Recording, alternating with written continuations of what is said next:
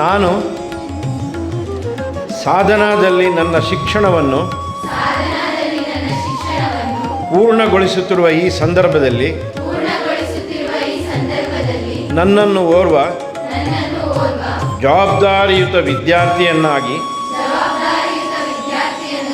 ರೂಪಿಸಿದ ನನ್ನ ಪೂಜ್ಯ ಗುರುವೃಂದಕ್ಕೆ ಹಾಗೂ ಆಡಳಿತ ಮಂಡಳಿಗೆ ಕೃತಜ್ಞತೆಗಳನ್ನು ಅರ್ಪಿಸುತ್ತಾ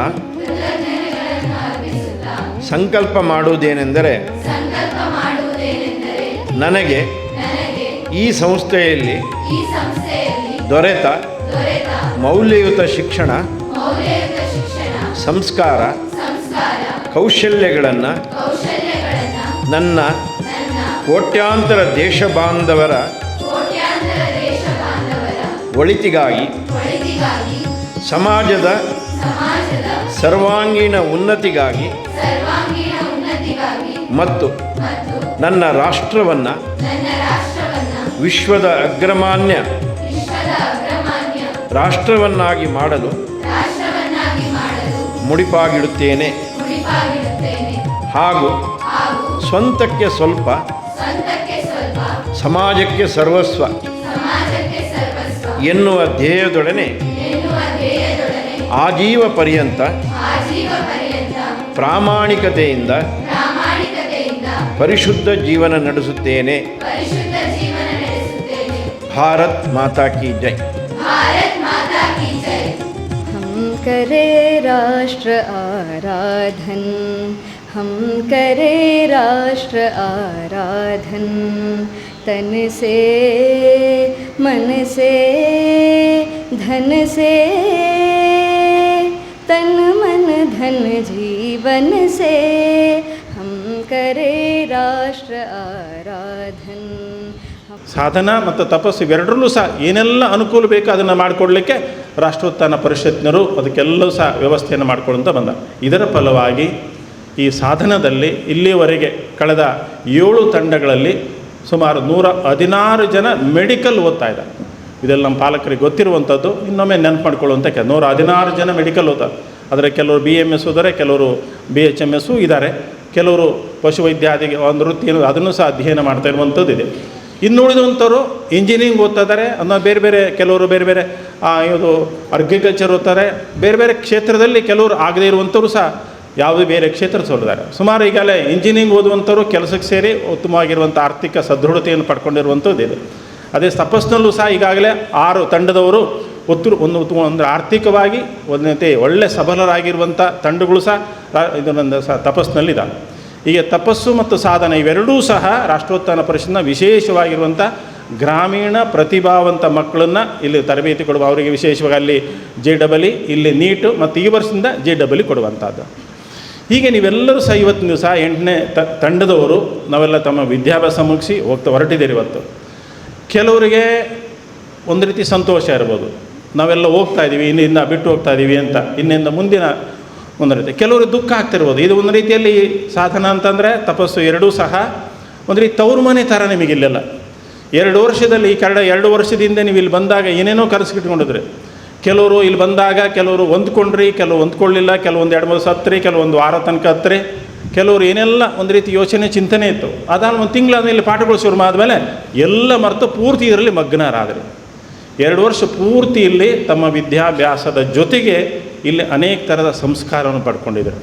ನೀವು ಅನೇಕ ಸಂದರ್ಭ ನಾವೆಲ್ಲ ನೋಡಿ ಪಾಲಕರು ಹೇಳ್ತಾರೆ, ಬೇರೆ ಬೇರೆ ಹಿಂದೆ ಬಂದಿರೋರಲ್ಲಿ ನೋಡ್ತಾರೆ, ಸಾಧನ ಮಕ್ಕಳು ಇಲ್ಲಿ ಕೆಲಸಗಳಲ್ಲಿ ತೊಡಗಿರುವಂಥ ಮಗ್ನ ಆಗಿರೋ ಕೆಲಸದಲ್ಲಿ ಓಡಾಡುವಂಥ ಆ ಒಂದು ಅಂದ ಚಂದ ಇದೆಲ್ಲ ನೋಡಿದಾಗ, ಅವರ ವ್ಯವಸ್ಥೆ ಶಿಸ್ತು ಇದೆಲ್ಲ ನೋಡಿದಾಗ ಒಂದು ಮಾದರಿಯಾಗಿರುವಂಥ ಮಕ್ಕಳು ಹೇಗೆ ಮನೆಯಲ್ಲಿರಬೇಕು, ಹೇಗೆ ಇರಬೇಕು ಅನ್ನೋದಕ್ಕೆ ಒಂದು ಸಂಸ್ಕಾರ ಪಡ್ಕೊಂಡು ಹೊರಟಿದ್ದೀರಿ.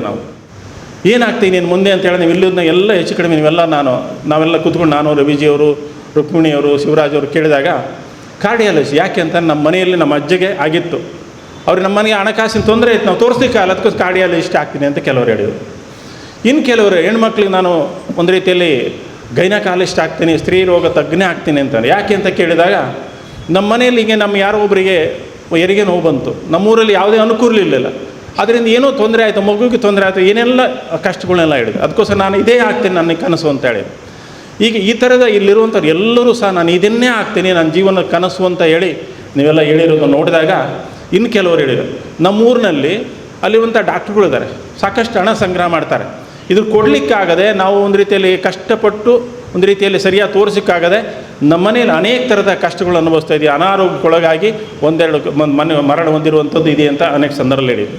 ಅದಕ್ಕೋಸ್ಕರ ಕೆಲವು ಮಕ್ಕಳು ಹೇಳಿದರು, ನಾನು ನನ್ನ ವೃತ್ತಿಯನ್ನು ಮಾಡಿದ ಮೇಲೆ ನಾನು ನಮ್ಮೂರಲ್ಲಿ ಕೆಲಸ ಮಾಡಿದೆ. ನಾವು ತಮಾಷೆ ಮಾಡಿದ್ವಿ, ಅಲ್ಲಮ್ಮ ನೀವು ಮದುವೆಯಾಗಿ ಹೋಗಲ್ಲ ಅಲ್ಲಿ ಹೋಗ್ಬೇಕು, ಇಲ್ಲ ನಮ್ಮೂರಿಗೂ ಮಾಡ್ತೀನಿ, ನನ್ನ ಗಂಡನ ಮನೆಗೂ, ಎರಡೂ ಊರಿಗೂ ಸಹ ನಾನು ಅಲ್ಲಿ ಉಚಿತವಾಗಿ ಸೇವೆ ಮಾಡಿದೆ. ಅಲ್ಲ ನೀನೆಲ್ಲ ಸಾಲ ಮಾಡಿರ್ತಲ್ಲ ಅದನ್ನೇ ಮಾಡ್ತೀನಿ ಅಂದರೆ ಅದು ಹೆಂಗೋ ತೀರಿಸ್ತೀನಿ ನಾನು, ಆದರೆ ನಾನು ಸೇವೆ ಮಾಡಬೇಕು ಅನ್ನೋಂಥ ಈ ಭಾವನೆ ಇದೆಯಲ್ಲ, ಅದು ಈ ಒಂದು ಚಿಕ್ಕ ವಯಸ್ಸಿನಲ್ಲಿ ಬಂದಿರುವಂಥದ್ದು ನಮಗೆ ಭಾಳ ಸಂತೋಷದಾಯಕವಾಗಿರುವಂಥ ಒಂದು ಸಂಗತಿ. ಎಂಥ ಪ್ರತಿಭೆ ನಿಮ್ಮಲ್ಲೂ ಸಹ ಇದೆ. ಇವತ್ತು ಇಷ್ಟು ದಿವಸ ಮನೆಯಲ್ಲೇ ಇದ್ರಿ, ಇನ್ಮೇಲೆ ಮನೆಯಲ್ಲೂ ಸಹ ನೋಡ್ಕೊಳ್ಳುವಂಥದ್ದು, ಹೊರಗಡೆನೂ ಸಹ ನೋಡ್ಕೊಳ್ಳುವಂಥದ್ದು, ನಿಮಗೆಲ್ಲೂ ಸಹ ಆ ಶಕ್ತಿ ಇದೆ ಅಂತೇಳಿ ನಿಮಗೆ ಅವಕಾಶ ಮಾಡಿಕೊಡುವಂಥ ಇವತ್ತು ಎಲ್ಲ ರೀತಿಯ ಒಂದು ರೀತಿಯ ನಿಮಗೆ ಆ ಶಕ್ತಿ ಸಾಮರ್ಥ್ಯವನ್ನು ಇಲ್ಲಿ ನಿಮಗೆ ವೈದ್ಯಕೀಯ ಶಿಕ್ಷಣ ನೀಟ್ ಒಂದು PUC ಜೊತೆಗೆ ಆ ಥರದ ಸಂಸ್ಕಾರನ ಮುಂದೆ ನಿಮ್ಮ ಗುರಿ ಇಟ್ಕೊಳ್ಬೇಕಾದಂಥ ಪ್ರೇರಣೆಯನ್ನು ಎಲ್ಲ ಇಲ್ಲಿ ಕೊಟ್ಟಿದೆ.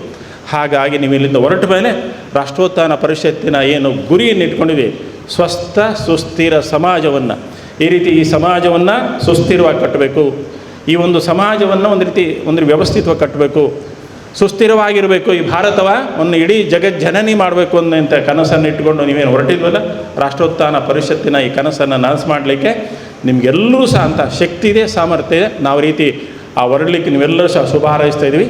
ಇದಕ್ಕೆ ಏನು ಅಂತಂದರೆ ಈ ರೀತಿ ಮಾಡಲಿಕ್ಕೆ ಇಲ್ಲಿ ಮುಂದೆ ಹೋದ್ಮೇಲೆ ಅಷ್ಟು ಸುಲಭ ಇಲ್ಲ.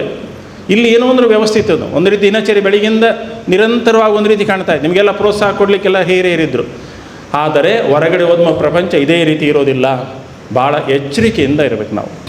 ಅಲ್ಲಿ ನಾವು ಕೊಟ್ಟಂಥ ಈ ಸಂಸ್ಕಾರ ಇದೆಯಲ್ಲಿ ಭದ್ರ ಬುನಾದಿ ಇದ್ದಾಗ, ಈ ಬುನಾದಿ ಮೇಲೆ ಇಲ್ಲಿ ಕೊಟ್ಟಂಥದ್ದನ್ನು ನಾವು ಅಲ್ಲಿ ಎಚ್ಚರಿಕೆ ವಹಿಸಿಕೊಂಡು ಎಚ್ಚರ ತಪ್ಪದ ರೀತಿಯಲ್ಲಿ ಕಾಳಜಿ ವಹಿಸಿ ಯಾವಾಗಲೂ ಸಹ ಒಂದು ರೀತಿಯಲ್ಲಿ ಒಳ್ಳೆ ಮಾರ್ಗದಲ್ಲಿ ಹೋಗೋದನ್ನು ಕಲಿಬೇಕು. ಅಕಸ್ಮಾತ್ ಸಮಸ್ಯೆ ಬಂದ ಸಂದರ್ಭದಲ್ಲಿ ಹಿರಿಯರು ಇರ್ತಾರೆ, ಅದಕ್ಕೆ ನಿಮ್ಮ ಜೀವನದಲ್ಲಿ ಒಬ್ಬರು ಗುರು ಇಟ್ಕೊಳ್ಬೇಕು ಅಂತ ಹೇಳ್ತಾರೆ. ಯಾರಾದರೂ ನಿಮ್ಮ ಜೀವನದಲ್ಲಿ ಗುರುಗಳನ್ನು ಇಟ್ಕೊಂಡು ಇಲ್ಲಿರುವಂಥ ಹಿರಿಯರನ್ನ ನಿಮಗೆ ಯಾರು ಬೇಕು, ನಿಮಗೆ ಇಷ್ಟವಾಗಿರುವಂಥವ್ರನ್ನ ಆ ಥರ ಜೊತೆಗೆ ಮಾತಾಡಿಕೊಂಡು ನಿಮ್ಮನ್ನು ನುಗ್ಗುವಂಥ ಕೆಲಸ ಮಾಡೋಣ. ಒಂದು ನೆನ್ಪಿಟ್ಕೊರಿ, ನಾವೆಲ್ಲ ಹೆಣ್ಮಕ್ಳಾಗಿ ಹುಟ್ಟಿವಲ್ಲ, ಯಾಕೆ ಭಗವಂತ ನಮ್ಮನ್ನು ಹೆಣ್ಮಕ್ಳಾಗಿ ಹುಟ್ಟಿಸ್ಯಾನ? ವಿಶೇಷ ಸಾಮರ್ಥ್ಯ ಕೊಟ್ಟು ಕಳ್ಸ್ಯಾನ ನಮ್ಗೆ. ವಿಶೇಷವಾದಂತಹ ಸಾಮರ್ಥ್ಯ ಎಲ್ಲ ಹೆಣ್ಮಕ್ಳೊಳಗೂ ತಾಯಂದ್ರೊಳಗದ. ಯಾಕಂದರೆ ಕಷ್ಟ ಸಹಿಸೋಳಗೆ ನೀವು ಕ್ಷಮೆಯಾದ ಹರಿತ್ರಿ ಅಂತ ಕೇಳ್ತೀರಿ, ಹೌದಾ? ಅಥವಾ ಹೆಚ್ಚಿನ ನೋವನ್ನು, ತಾಯಾಗ್ತಕ್ಕಂಥ ನೋವನ್ನು ಅನುಭವಿಸುವಂತಹ ಸಾಮರ್ಥ್ಯವನ್ನು, ಮಾನಸಿಕ ಸಾಮರ್ಥ್ಯವನ್ನು ಭಗವಂತ ಹೆಣ್ಮಕ್ಳಿಗೆ ಕೊಟ್ಟು ಕಳಿಸಿದ್ದಾನೆ. ಅಂದರೆ ಈ ಹೆಣ್ಣು ಜನ್ಮ ಏನು ಬಂದದಲ್ಲ, ಬರೀ ಮಾನವ ಜನ್ಮ ದೊಡ್ಡದೋ, ಇದು ಹಾನಿ ಮಾಡಲು ಬೇಡ ಹುಚ್ಚಪ್ಪಗಳಿರ ಅಲ್ಲ, ಹೆಣ್ಣು ಜನ್ಮ ದೊಡ್ಡದೋ ಅಂತ ತಿಳ್ಕೊಳ್ರಿ. ಯಾಕಂದರೆ ಹೆಣ್ಣಾಗೋದೇನದಲ್ಲ, ಅದರೊಳಗೆ ನಮಗೆ ಎರಡು ಇದನ್ನು ಕಳಿಸ್ಕೊಟ್ಟಿದ್ದಾನೆ. ಒಂದು ಬುದ್ಧಿ, ಪುರುಷನಿಗಿರುವಷ್ಟೇ ಬುದ್ಧಿ ಇದೆ, ಏನೂ ಕಡಿಮೆ ಇಲ್ಲ. ಶಿವ ಪಾರ್ವತಿಯನ್ನು ನೀವು ನೋಡಿದಾಗ ಅರ್ಧನಾರೀಶ್ವರನ್ನ ನೋಡ್ತೀರಿ ನೀವು, ಹೌದಾ? ಒಂದಕ್ಕೆ ಅರ್ಥ ಇಲ್ಲ, ಎರಡಕ್ಕೂ ಅಷ್ಟೇ ಸಮಾನವಾದಂಥ ಒಂದು ವಿಶೇಷವಾದಂತಹ ಶಕ್ತಿಯನ್ನು ಕೊಟ್ಟು ಭಗವಂತ ಕಳಿಸಿದ್ದಾನೆ. ಆ ಶಕ್ತಿ ಯಾವುದು ಅನ್ನೋದನ್ನು ನಾವು ಗುರುತಿಸ್ಕೋಬೇಕು. ಎಂಥ ಶಕ್ತಿ ನಮ್ಮೊಳಗಿದೆ, ಯಾವ ಶಕ್ತಿ ನಮ್ಮೊಳಗಿದೆ? ಯಾಕಂದರೆ ಆ ಶಕ್ತಿಗೆ, ಆ ಒಳಗಿರ್ತಕ್ಕಂತಹ ಶಕ್ತಿಗೆ ಈಗ 2 ವರ್ಷ ಸರಿಯಾದ ಪೋಷಣೆಯನ್ನು ಮಾಡಿದ್ದಾರೆ. ಒಂದು ಬೀಜ ಅಂಕುರ ಆಗಬೇಕಾದ್ರೆ ಕತ್ಲೆ ಒಳಗಿರಬೇಕು, ಅದ್ರ ಮೇಲೆ ನೀರು ಹಾಕ್ತಾ ಇರಬೇಕು, ಅದಕ್ಕೆ ಬೆಳಕೇ ಇರುವುದಿಲ್ಲ, ಭಾಳ ಸಂಘರ್ಷ ಸಂಘರ್ಷ ಸಂಘರ್ಷ ಸಂಘರ್ಷ. ಆಮೇಲೆ ಒಂದು ದಿವಸ ಮೊಳಕೆ ಬರ್ತದೆ, ಮೊಳಕೆ ಆಗಿದ್ದು ವೃಕ್ಷ ಆಗ್ತದೆ, ವೃಕ್ಷ ಆಗಿ ಫಲ ಕೊಡ್ತದೆ. ಅಂದರೆ ಆ ಸಂಘರ್ಷದ ಕಾಲದಲ್ಲಿ ಈ 2 ವರ್ಷದ ನಿಮ್ಮ ಏನು ತಪಸ್ಸು ಅಂತ ಏನು ಹೆಸರಿಟ್ಟಿದ್ದಾರೆ, ಅದಕ್ಕೆ ಏನೆಲ್ಲ ಈ ನಿಮಗೆ ಗೊಬ್ಬರ, ನೀರು, ಬೇಕಾದಂಥ ಎಲ್ಲ ವಾತಾವರಣವನ್ನು ಏನು ಕಲ್ಪಿಸಿ ನಿಮ್ಮನ್ನು ಸಿದ್ಧ ಮಾಡ್ತಾ ಇದ್ದಾರೆ. ಬರೀ ಬುದ್ಧಿಗೆ ಮಾತ್ರ ಅಲ್ಲ, ಇಲ್ಲೇ ಮನಸ್ಸು ಮತ್ತು ಶರೀರ. ಯಾಕೆಂದರೆ 3ರಿಂದ ನಾವಾಗಿವಿ. ಶರೀರದ, ಮನಸ್ಸಿದೆ, ಬುದ್ಧಿ ಇದೆ, ಹೌದಾ? ನಿಮಗೆ ಬುದ್ಧಿಗೆ ಬೇಸು, ಲೆಕ್ಕ, ಅದು ಇದು ಅದೆಲ್ಲ ಕಲಿಸ್ತಾರೆ. ಬುದ್ಧಿಯನ್ನು ತರಬೇತಿಗೊಳಿಸ್ತಕ್ಕಂಥದ್ದು. ಬುದ್ಧಿಗೆ ತರಬೇತಿ ಬೇಕು. ಯಾಕಂದರೆ ಬುದ್ಧಿ ಅಲ್ಲೂ ಹೋಗ್ಬೋದು, ಇಲ್ಲೂ ಹೋಗ್ಬೋದು, ಎಲ್ಲಿ ಬೇಕಾದರೂ ಹೋಗ್ಬೋದು. ಅದು ಸರಿಯಾದ ದಿಕ್ಕಿನ ಹತ್ರ ಹೋಗಬೇಕು, ಹೇಗೆ ಹೋಗಬೇಕು, ಹೇಗೆ ಬೆಳೆಸಬೇಕು ಅನ್ನೋದನ್ನು, ಅದಕ್ಕೆ ಸಾಕಷ್ಟು ಶ್ರಮವನ್ನು ಈಗ ನಿಮ್ಗೆ 2 ವರ್ಷ ಇಲ್ಲಿ ಕೊಟ್ಟಿದ್ದಾರೆ, ಬುದ್ಧಿಗೆ ಕೊಟ್ಟಿದ್ದಾರೆ. Your dream should be big. Dream big. ಸಣ್ಣ ಕನಸು ಕಾಣಬೇಡ್ರಿ, ದೊಡ್ಡ ಕನಸು ಕಾಣ್ರಿ. ದೊಡ್ಡ ಬೆಟ್ಟ ಹತ್ತಬೇಕು ಅಂತ ಹೊರಡಿ, ಆ ದೊಡ್ಡ ಬೆಟ್ಟ ಪೂರ್ತಿ ನಾವು ತುದಿ ಮುಟ್ಟದೇ ಇದ್ದರೂ ಒಂದು ಹಂತಕ್ಕಾದರೂ ಏರ್ತೇವೆ. ಕನಸೇ ಸಣ್ಣದಾಗಿದ್ದರೆ ಅಷ್ಟಕ್ಕೆ ಸೀಮಿತ ಆಗಿಬಿಡುತ್ತದೆ, ಹೌದಲ್ಲ? So always dream big. ದೊಡ್ಡದಾಗಿ ಸಾಧನೆ ಮಾಡಲಿಕ್ಕೆ ಪ್ರತಿಯೊಬ್ಬರೊಳಗೂ ಸಾಮರ್ಥ್ಯ ಇದೆ. ಸಮಾನ ಸಾಮರ್ಥ್ಯ ಕೊಟ್ಟು ಕಳಿಸಿದ್ದಾನೆ. ನಾವು ಹೇಳ್ತೀವಿ ಈ ಹುಡುಗರು ಜಾಣರು, ಈ ಹುಡುಗರು ದಡ್ರು, ಇವರಲ್ಲಿ ಪ್ರತಿಭೆ ಇದೆ, ಇವರಲ್ಲಿ ಪ್ರತಿಭೆ ಇಲ್ಲ. ಇಲ್ಲ, ಎಲ್ಲರೊಳಗೂ ಅಂಥದ್ದೇ ಪ್ರತಿಭೆ ಇದೆ. ಅದು ವಿಶೇಷವಾದಂತಹ ಪ್ರತಿಭೆಯನ್ನು ವಿಶೇಷವಾಗಿ ಪ್ರತಿಯೊಂದು ಜೀವದಲ್ಲಿ ಕೊಟ್ಟು ಕಳಿಸಿರ್ತಾನೆ ಭಗವಂತ. ಒಬ್ಬರು ಒಳ್ಳೆ ಕಲಾಕಾರರಾಗ್ಬೋದು, ಒಬ್ಬರು ಒಳ್ಳೆ ಸಿಂಗರ್ ಆಗ್ಬೋದು. ಈಗ ನೀವು ಹಾಡುತ್ತಿರುವಾಗಲೇ ನೋಡಿದೆ ನಾನು, ಕೆಲವರು ತುಂಬ ಕಾನ್ಫಿಡೆಂಟ್ಲಿ ಹಾಡ್ತಾಯಿದ್ರಿ, ಇನ್ನು ಕೆಲವರು ಬರೀ ಜೋಡಿಸ್ತಾ ಇದ್ರಿ ದನಿ. ಓಕೆ, ಅಲ್ಲ, ಅದು ಸಾಮರ್ಥ್ಯ, ಅವರವರ ಸಾಮರ್ಥ್ಯ, ಅವರವರಲ್ಲಿ ಏನಿತ್ತು ಒಲವು ಇರ್ತದೆ, ಆ ಕೆಲಸದ ಬಗ್ಗೆ ಒಲವು ಇರ್ತದೆ, ಅದನ್ನು ಮಾಡ್ತೀರಾ. ಅದಕ್ಕೆ ನಿಮಗೆ ಯಾವ ಕೆಲಸದಲ್ಲಿ ಒಲವಿದೆಯೋ ಆ ಕೆಲಸ ಮಾಡಿ. ಒಂದು ನನ್ನ ಉಪದೇಶ ಅಂದರೆ, ಯಾವ ಕೆಲಸದಲ್ಲಿ ನಿಮಗೆ ಹೆಚ್ಚಿನ ಒಲವಿದೆಯೋ ಆ ಕೆಲಸವನ್ನು ಮಾಡಿ, ಅದು ನಿಮಗೆ ಸಂತೋಷ ಕೊಡ್ತದೆ. ಆದರೆ ನಮಗೆ ಒಲವಿರೋ ಕೆಲಸ ನಮಗೆ ಸಿಗೋದಿಲ್ಲ. ಆವಾಗೇನು ಮಾಡಬೇಕು? ನಾನು ಡಾಕ್ಟ್ರ್ ಆಗಲಿಲ್ಲ, ನಾನು ಏನು ಮಾಡಬೇಕು? ಯಾವ ಕೆಲಸ ನನ್ನ ಪಾಲಿಗೆ ಬರ್ತದೋ ಅದರಲ್ಲಿ ಒಲವು ಮೂಡಿಸಿಕೊಳ್ಳಿ, ಅದನ್ನು ಪ್ರೀತಿಸ್ಲಿಕ್ಕೆ ಶುರು ಮಾಡಿ.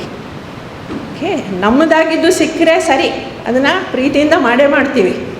ನಮ್ಮದಲ್ಲದ್ದು, ನಮಗೆ ಬೇಡವಾದದ್ದು ಯಾವುದೋ ಒಂದು ನಮ್ಮ ಜೀವನದಲ್ಲಿ ಬಂದರೂ ಸಹ ಅದನ್ನು ನಾವು ಆ್ಯಕ್ಸೆಪ್ಟ್ ಮಾಡಿಕೊಂಡು, ಅದನ್ನು ನಾವು ಒಪ್ಕೊಂಡು, ಅದನ್ನು ಅಷ್ಟೇ ಶ್ರದ್ಧೆಯಿಂದ, ಅಷ್ಟೇ ಪ್ರಾಮಾಣಿಕತೆಯಿಂದ, ಅಷ್ಟೇ ಪ್ರೀತಿಯಿಂದ ನಮ್ಮ ಸರ್ವಸ್ವವನ್ನು ಅದಕ್ಕೆ ನಾವು ಹಾಕಿಬಿಟ್ರೆ ಅದರಲ್ಲಿ ಏನು ಉನ್ನತವಾದ ಸಾಧನೆ ಮಾಡಬಹುದಲ್ಲ, ಅದನ್ನು ನೀವು ಮಾಡ್ತೀರಿ ಡೆಫಿನೆಟ್. ಅಂದರೆ ಅದು ತಾಯಿಗೆ ಮಗುವನ್ನು ರಕ್ಷಿಸಲಿಕ್ಕೆ ಭಗವಂತ ತಾಯಿಗೆ ಕೊಟ್ಟಂತಹ ವಿಶೇಷವಾದಂತಹ ಶಕ್ತಿ. ಆ ಶಕ್ತಿ ನಿಮಗೆ ನಿಮ್ಮ ವೈದ್ಯಕೀಯ ಕ್ಷೇತ್ರಕ್ಕೂ ಉಪಯೋಗ ಆಗುತ್ತೆ. ನಿಮ್ಮ ಮುಂದೆ ಬಂದಂತಹ ಪೇಷಂಟು ನಿಮ್ಮ ಮಗು. ನಿಮ್ಮ ಮುಂದೆ ಯಾರು ಪೇಷಂಟ್ ಬಂದರೆ ಅವರನ್ನು ರಕ್ಷಣೆ ಮಾಡಬೇಕಲ್ಲ, ನೀವು ರಕ್ಷಿಸುವ ಇದಕ್ಕೆ ಹೋಗ್ಬಿಡ್ತೀರಾ ತಕ್ಷಣ. ರಕ್ಷಿಸುವ ಒಂದು ರೋಲ್ ನಿಮಗೆ ಸಿಕ್ಬಿಡುತ್ತೆ, ಪಾತ್ರ. ಅವರನ್ನು ಸಂರಕ್ಷಣೆ ಮಾಡಬೇಕು, ರೋಗದಿಂದ ಅವರನ್ನು ರಕ್ಷಿಸಬೇಕು. ಅವಾಗೇನು ಮಾಡ್ತೀರಾ? ಅವಾಗ ಆ ಗುಣ ಏನಿದೆಯಲ್ಲ, ಆ ಇನ್ಹೆರೆಂಟ್ ಗುಣ, ಅಂದರೆ ಸಹಜವಾಗಿ ಸ್ವಭಾವತಃ ಬಂದಂತಹ ಗುಣ ಇದೆಯಲ್ಲ, ಆ ಗುಣ ಕೆಲಸ ಮಾಡುತ್ತದೆ. ಎಲ್ಲರಿಗೂ ನನ್ನ ನಮಸ್ಕಾರಗಳು. ನಾನು ನನ್ನ ಮಾತನ್ನು ಒಂದು ಉಕ್ತಿ ಹೇಳೋದ್ರ ಮೂಲಕ ಶುರು ಮಾಡೋಕ್ಕೆ ಇಷ್ಟಪಡ್ತೀನಿ. ಮುಂದೆ ಗುರಿ ಇತ್ತು, ಹಿಂದೆ ಗುರುವಿದ್ದರು, ಆ ಗುರುವು ನೀಡಿದ ಮಾರ್ಗದರ್ಶನದಲ್ಲಿ, ಆಶೀರ್ವಾದದಲ್ಲಿ ಸಾಗುತ್ತಿತ್ತು ಧೀರರ ದಂಡು ಅನ್ನೋ ಈ ಮಾತು ಈ ಸಂದರ್ಭಕ್ಕೆ ಉಚಿತ ಆಗುತ್ತೆ ಅಂತ ಅನಿಸುತ್ತೆ. ಯಾಕಂತ ಅಂದರೆ ನಾವು ಈ 2 ವರ್ಷದ ಶಿಕ್ಷಣವನ್ನು ರಾಷ್ಟ್ರೋತ್ಥಾನದ ಸಾಧನದಲ್ಲಿ ಪಡ್ಕೊಳ್ಳೋಕ್ಕೆ ಬರೋಕ್ಕೂ ಮುಂಚೆ ನಾವು ಒಂದು ಪದನ ತುಂಬ ಸತಿ ಕೇಳಿ, ಅದರಲ್ಲೂ ಹೆಣ್ಮಕ್ಳು ತುಂಬ ರಿಲೇಟ್ ಮಾಡ್ಕೋತೀವಿ, ಫೆಮಿನಿಸಮ್, ಮಹಿಳಾ ಸಬಲೀಕರಣ ಅಂತ. ಆದರೆ ಫೆಮಿನಿಸಮ್ ಅನ್ನೋ ಹೆಸರಲ್ಲಿ ಇವತ್ತಿನ ಹೊರಗಡೆ ಪ್ರಪಂಚದಲ್ಲಿ ಏನು ನಡೀತಿದೆ ಅಂತ ಅಂದರೆ ವೆಸ್ಟರ್ನೈಸೇಷನ್ ನಡೀತಿದೆ. ಆದರೆ ನಾವಿಲ್ಲಿ ಬಂದು 2 ವರ್ಷ ಇಲ್ಲಿ ಕಲ್ತಿರೋ ಶಿಕ್ಷಣ ನಮ್ಮ ಕಣ್ಣುಗಳನ್ನ ತೆರೆಸಿ ಯಾವುದು ನಿಜವಾದ ಭಾರತೀಯ ಹೆಣ್ಣು ಮಕ್ಕಳ ಲಕ್ಷಣಗಳು ಅನ್ನೋದನ್ನು ಕಲಿಸಿದೆ.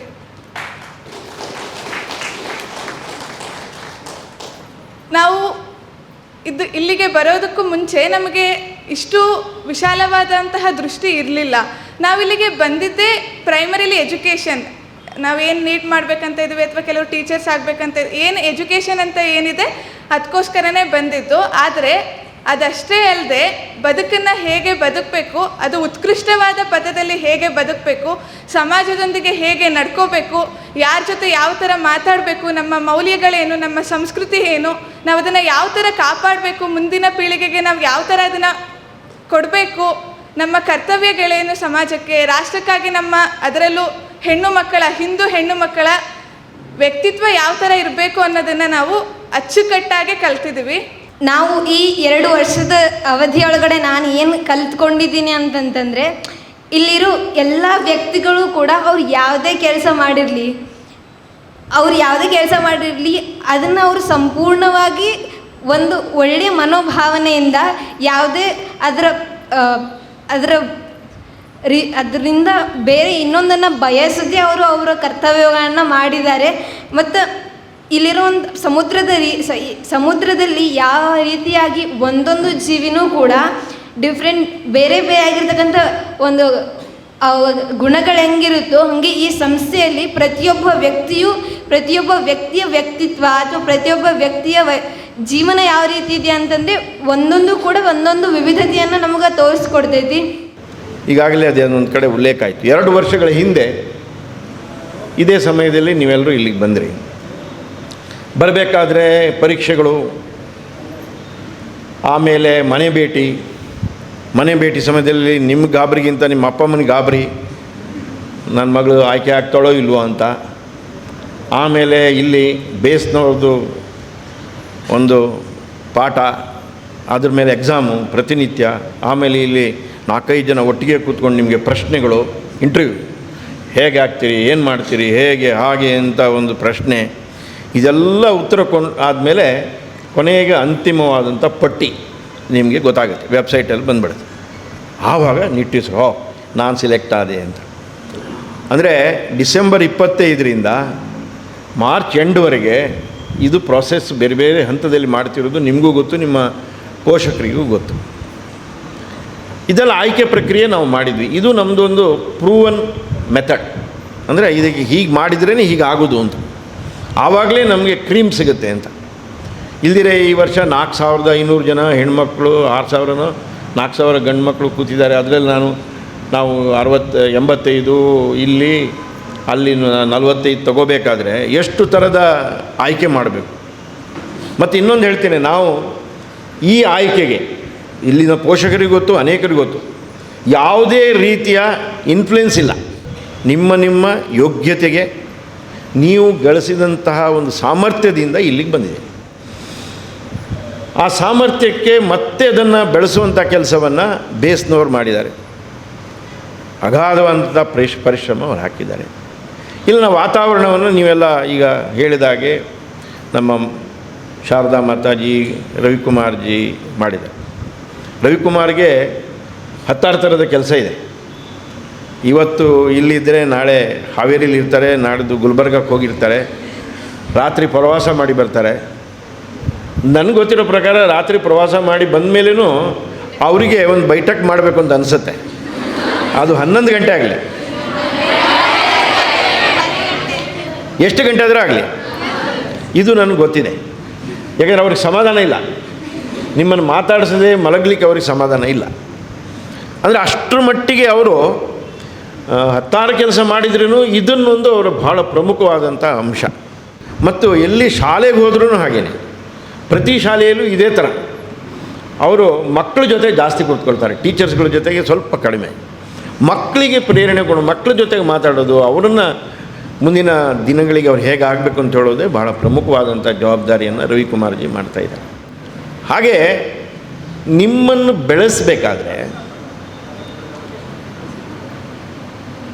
ಎಷ್ಟು ಥರದ ಪ್ರಯತ್ನಗಳು ಈಗಾಗಲೇ ನೀವು ಹೇಳಿದಿರಿ, ಬೇರೆ ಬೇರೆಯವರು ಮಾಡ್ತಾರೆ, ನಿಮ್ಗೆ ಗೊತ್ತಿದೆ. ಉದ್ದೇಶ ಒಂದೇ, ನೀವುಗಳು ಒಂದು ರೀತಿಯಲ್ಲಿ ಒಳ್ಳೆ ಡಾಕ್ಟರ್ ಆಗ್ಬೋದು, ಯಾರೋ ಒಬ್ಬರು ಇಸ್ರೋಗೆ ಸೇರಬೇಕು ಅಂತ ಹೇಳಿದ್ರಂತೆ, ಸೈಂಟಿಸ್ಟ್ ಆಗಬೇಕು ಅಂತ ಹೇಳಿದ್ರಂತೆ, ಇನ್ನೇನೋ ಆಗಬೇಕು ಅಂತ ಆಸೆ ಕಟ್ಕೊಂಡಿದ್ದೀರಿ, ತಪ್ಪೇನಿಲ್ಲ, ಆಗಲೇಬೇಕು. ವಿಜ್ಞಾನಿಗಳು ಆಗಬೇಕು, ಡಾಕ್ಟ್ರುಗಳು ಆಗಬೇಕು. ಮತ್ತು ಎಲ್ಲಕ್ಕಿಂತ ಮುಖ್ಯವಾಗಿ ಇವತ್ತಿನ ದಿನಗಳಲ್ಲಿ ಸಾರ್ವಜನಿಕ ಕ್ಷೇತ್ರದಲ್ಲಿ ಕೆಲಸ ಮಾಡುವಂಥ IAS ಅಧಿಕಾರಿಗಳು ಆಗಬೇಕಲ್ಲ.